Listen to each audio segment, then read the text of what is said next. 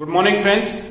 इस सेशन में हम बात करेंगे इकोनॉमिक्स सब्जेक्ट्स को लेकर के कि किस तरीके से आपको इकोनॉमिक्स पढ़ना चाहिए। अगर आप बिल्कुल बिगनर्स हैं, आपको इकोनॉमिक्स आपने कभी नहीं पढ़ा, तो आपको किन बुक्स का सहारा लेना चाहिए, कौन कौन सी बुक्स आपको पढ़नी चाहिए इकोनॉमिक्स के लिए, तो इस पर चर्चा करेंगे। इस पर चर्चा करने से पहले मैं आपको अपने एक्सपीरियंस के बारे में थोड़ा बता देता हूं। मुझे 5 to 6 इयर्स का एक्सपीरियंस है इकोनॉमिक्स पढ़ाने का। मैंने काफी सारे इंस्टीट्यूट्स में पढ़ा है, करीब 20 के आसपास इंस्टीट्यूट में मैं पढ़ा चुका हूं।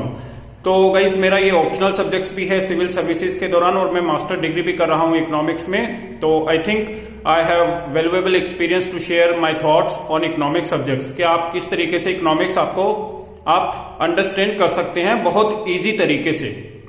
तो गाइस, मैं आपको बता दूं, जैसा मैंने स्टार्ट किया था, तो हम जो मैक्रो इकोनॉमिक्स है एनसीईआरटी का बुक, एनसीईआरटी आती है माइक्रो की और मैक्रो की।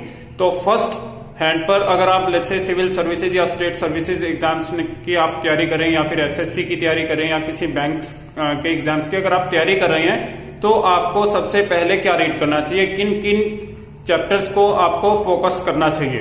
तो मेन फोकस हमारा होना चाहिए, मैं आपको बताता हूं, जो मैक्रो की एनसीईआरटी है पहले आप इसको पढ़ लें, क्योंकि ये बिल्कुल बेसिक्स जो हमारे टॉपिक्स हैं, जैसे नेशनल इनकम है, राष्ट्रीय आय, टैक्स स्ट्रक्चर, कर प्रणाली, बैलेंस ऑफ पेमेंट, बजट और आपका रुपी एक्सचेंज, जिसे हम फॉरेन एक्सचेंज भी बोलते हैं।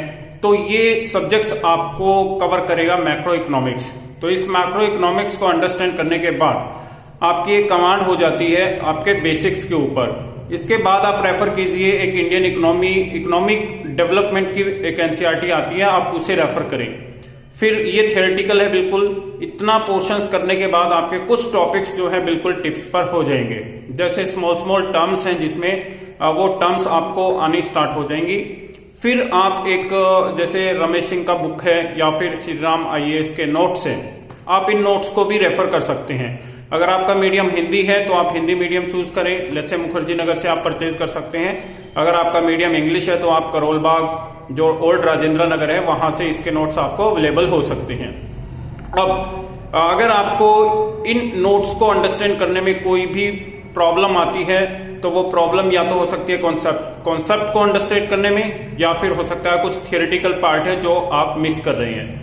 तो कॉन्सेप्ट कैसे बिल्डअप करेंगे उसका मैं आपको एक इजी सा तरीका आपके साथ शेयर कर सकता हूं। तो वो इजी तरीका क्या है, जैसे मैंने किया था मैक्रो के अंदर, जैसे नेशनल इनकम है, नेशनल इनकम का बिल्कुल एक जो टॉपिक है वो बहुत ही डिफरेंट टॉपिक है। जीडीपी, जीएनपी, एनडीपी, एनएनपी और जीवीए, पर कैपिटा इनकम, और जीडीपी इन्फ्लेटर क्या होता है, डिफ्लेटर क्या होता है। तो ये स्मॉल टर्म्स हैं जिनको आपको टिप्स पर करना होगा।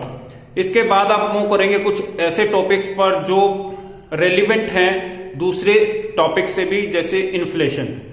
अगर आप इन्फ्लेशन अंडरस्टैंड करते हैं तो डेफिनेटली उसका लिंक है टैक्स से भी, उसका लिंक है अनएम्प्लॉयमेंट टॉपिक से भी, और उसका लिंक मिलेगा आपको बैंकिंग सेक्टर से भी, कि बैंक सेक्टर में अगर कोई हलचल होती है तो उससे भी इन्फ्लेशन कम या ज्यादा हो सकता है। तो आजकल जो बड़े एग्जाम्स हैं, जैसे आईएएस, सिविल सर्विसेज का एग्जाम्स है, या फिर स्टेट सर्विसेज के एग्जाम्स हैं, या फिर आप कोई नेट एग्जामिनेशन आप देने की तैयारी कर रहे हैं, तो यहां पर आपका कॉन्सेप्ट देखा जाता है कि आपको कॉन्सेप्ट्स पर क्लैरिटी है या नहीं है।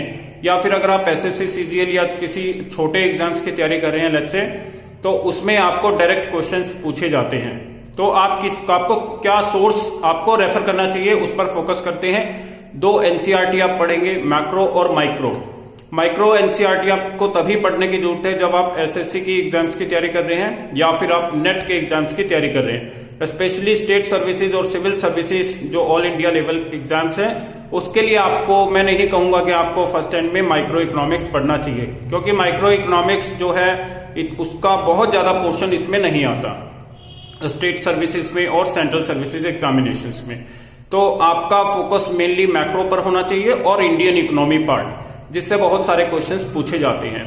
इंडियन इकोनॉमी में जब हम बात करते हैं, जैसे हमारे इंडिया के कॉन्टेक्स्ट में ग्रोथ एंड डेवलपमेंट किस तरीके से हो रहा है, या फिर आपका बजट जो बना है ईयरली बेस पर, तो उसमें क्या क्या नई स्कीम्स आई हैं, वो सब आपको फोकस करना होगा। बजट के कितने पार्ट होते हैं, और हमारा जो रुपी है, जैसे हमारी करेंसी है, तो वो दूसरी फॉरेन करेंसी के रिस्पेक्ट में किस तरीके से अप एंड डाउन जा रही है। तो इस तरीके से कॉन्सेप्ट्स आपसे पूछे जाते हैं।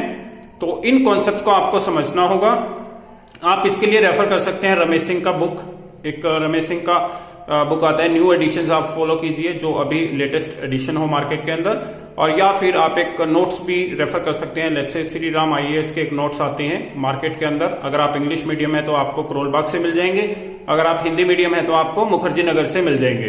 तो वो आप ले लीजिए और फिर आप वर्ड टू वर्ड पढ़ें उनको, और जहां पर भी आपको प्रॉब्लम आती है तो वहां पर आप अंडरलाइन कर लें।